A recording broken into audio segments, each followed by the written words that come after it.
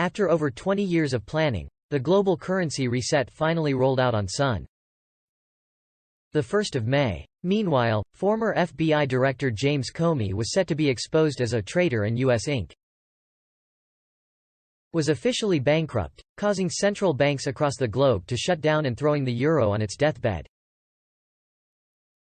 That included the deep state Deutsche Bank, which recently predicted a massive recession by summer since this deep state bank was on the verge of collapse for a second time, with no way out. Putin was rescuing thousands of tortured children from the deep state underground tunnel bioweapon headquarters of Ukraine, putting on hold, at least for a while, charges against trafficking children and weapons in Ukraine, where the deep state created biological weapons that slaughtered millions. Supported the Nazi SS-CIA killing of children in Donbass by the Ukrainian army since 2014, the main reason Putin invaded Ukraine in a denazification and demilitarization operation. Made millions of dollars in personal treasonous deals with China. Willfully deprived the U.S. population of our right to free speech as protected by the U.S. Constitution by creating the Disinformation Governance Board. The so-called U.S. president was likely to at least be charged with treason for deliberately creating global food shortages. Yesterday, Sunday 1 May, the White Hats arrested Secretary of Agriculture, Thomas J. Vilsack, for a calculated destruction of a dozen agricultural processing facilities across the U.S. And, people were complaining to me that nothing's going on. Biden likely to be charged with treason for deliberately creating food shortages across the world, including high grocery prices, after the White Hats arrested and charged with treason his Secretary of Agriculture, Thomas J. Vilsack. Evidently they have connected Vilsack to the calculated destruction of a dozen agricultural processing facilities across the United States in the last few months. The new Starlink satellite system was much more than internet. It controlled the quantum financial system, including the rollout of GESARA, plus acted as a military particle beam weapon with the ability to control the world grid. The Ukraine war was bankrupting the deep state. The U.S. corporation was already bankrupt, causing central banks across the globe, along with the U.S. Congress, White House, IRS, Feds and Federal Reserve to be or were in the process of shutting down. With the global currency reset officially rolled out on Sunday 1 May, we expected Tier 4B, US, the Internet Group, to be notified to set redemption exchange appointments on Tuesday, 3 May, or by late morning Wednesday 4 May to start appointments on Wednesday 4 May or Thursday 5 May, according to Bruce B. Thursday 28 April Fleming. Sunday 1 May 2022 rings in a new currency for the world, freeing major trade from the fixed, manipulated, slavery and debt-creating trade system of the Rothschild USD, EU empire. Money laundering officially ends in every nation-state. Disclosure promises to be front and center. Those who were thought to be dead, resurrected, from witness protection. Media finally set free from the Mockingbird chokehold restraints that it's been under for 50 years, allowing journalists to once again do their jobs. Law and order restored all over the world. Debts wiped from an unlawful system, thanks to the state-managed restoration of sovereignty to every national and the return of stolen quadrillions of dollars, to the people. This great shift has been in motion for decades and longer. We are witnesses. We are here to provide testimony. And, like the fallen at Texas's Alamo, we will never forget. Note: the below is my interpretation of what Bruce reported about Zim redemption. If you have a specific humanitarian project you are funding, your Zim would redeem at a 1-to-1 to the US dollar.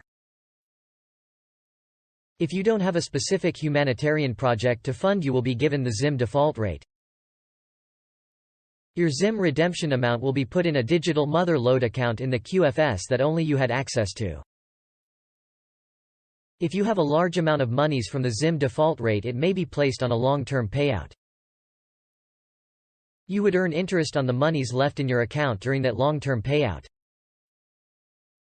You would work out your interest rate with the bank. If you have a specific humanitarian project, you will not have a long-term payout. Instead, 10% of your Zim redemption amount will be taken out of your mother lode account and put in a working account in a bank of your choice.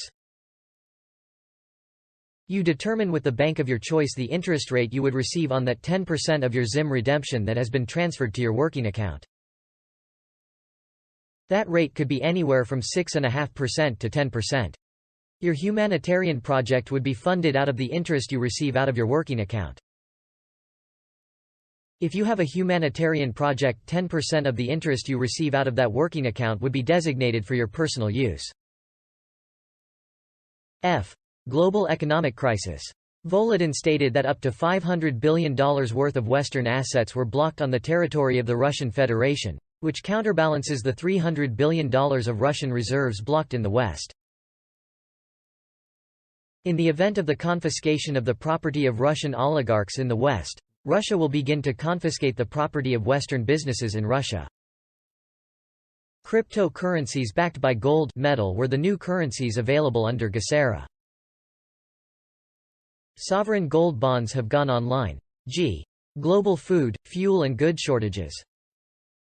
Pain is real, food shortages are coming. Energy is in short supply. Poland and Bulgaria have already had their energy cut off by Russia. The euro is dying. Deutsche Bank, who are predicting a massive recession, are possibly on the verge of another collapse. James Comey, the former FBI director dismissed by Trump, is going to be exposed as a traitor. Charlie Ward, Friday 29 April. Bulgarian President Rumen Radev is outraged that Bulgaria and Poland were deprived of Russian gas, while Germany and Austria continue to receive it. Bulgarian newspaper Dnevnik. In Bulgaria, after the suspension of gas supplies from Russia, a large-scale political crisis began. Former Bulgarian Prime Minister Boyko Borisov said that the cabinet of ministers deliberately dragged the country into this problem in order to launder money through intermediaries. On Tuesday, 26 April, the White Hats arrested the criminal Biden regime's Secretary of Agriculture, Thomas J. Vilsack, after connecting him to the calculated destruction of a dozen agricultural processing facilities across the United States, JAG sources told Real Raw News. Back on March 24, Marionette Joseph R. Biden made a shocking statement on national news. Muttered he, with regard to food shortage, "Yes, we did talk about food shortages, and it's gonna be real," in response to concerns about empty grocery store shelves and rising inflation. He pinned the blame on the usual suspect, Vladimir Putin, but also may have inadvertently telegraphed his administration's goals of bankrupting and starving the American populace. Within hours of Biden's clairvoyant proclamation, a series of inexplicable accidents began plaguing food processing plants throughout the country.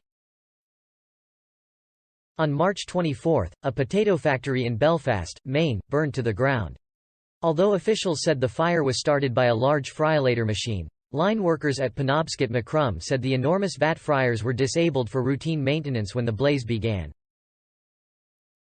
On March 25, a mysterious fire razed the Maricopa Food Pantry in Maricopa County, Arizona, taking with it 50,000 pounds of staples. As of this writing, the Maricopa County Fire Department has yet to determine what caused the fire. On March 31, a massive structural fire consumed the largest fresh onion packing facility in South Texas. A family-run business, Rio Fresh Inc. supplied fresh produce to grocery stores like Kroger's, Aldi, Tom Thumb, and H-E-B. The conflagration put 300 people out of work and destroyed an estimated 100 truckloads of onions. On April 12, a raging inferno engulfed the East Conway beef pork plant in New Hampshire.